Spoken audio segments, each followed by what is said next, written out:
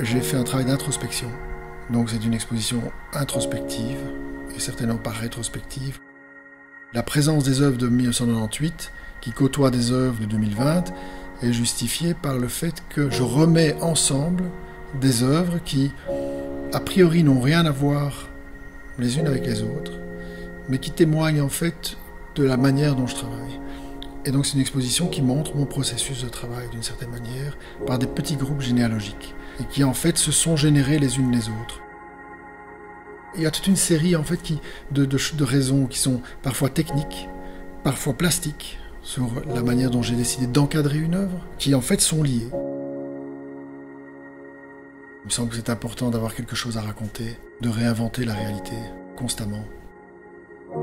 Ce qui m'a probablement toujours amené à me positionner dans la façon dont je vais peindre pour raconter quelque chose. Donc je suis toujours resté dans une forme narrative du travail, raconter une histoire, mentir. Le fait d'inventer les personnages, il y a des mimétismes qui se font, qui apparaissent dans les yeux, dans le regard, dans la bouche. Les personnages que je peins sont pour ainsi dire, tous inexistants, comme des personnages de fiction dans un roman, qui peuvent être tout le monde en fait, qu'on peut croiser dans la rue en sortant du musée.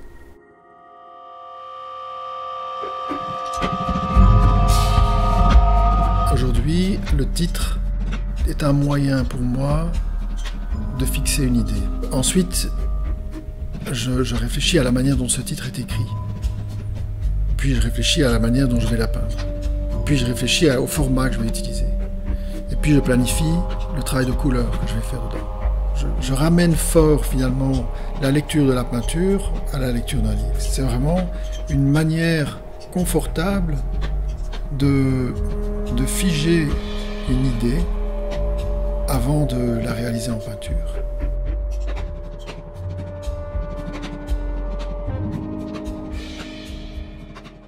La peinture a le pouvoir de rendre beau ce qui elle est.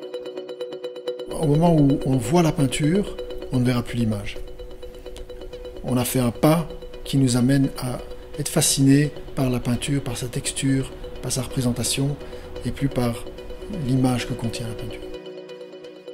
Je ne m'occupe que du sujet dont je parle, rien d'autre. Ce qui fait qu'effectivement je neutralise tout par des fonds qui créent des climats plutôt. Le paysage existe parce qu'il y a le fond autour. J'ai toujours été fasciné par l'aspect technique de la peinture, comme si en fait ça me permettait d'entrer dans la peinture beaucoup plus si j'arrivais à comprendre comment ça avait été fait techniquement, que simplement ce qu'elle représentait.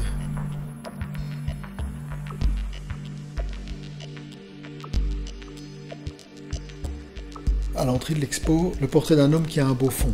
Évidemment, ça sous-entend le portrait d'un homme qui a un bon fond, mais c'est le portrait d'un homme qui a un beau fond. Et effectivement, le fond de la peinture, c'est très séduisant, vaporeux, on est dans un brouillard agréable, un peu cotonneux.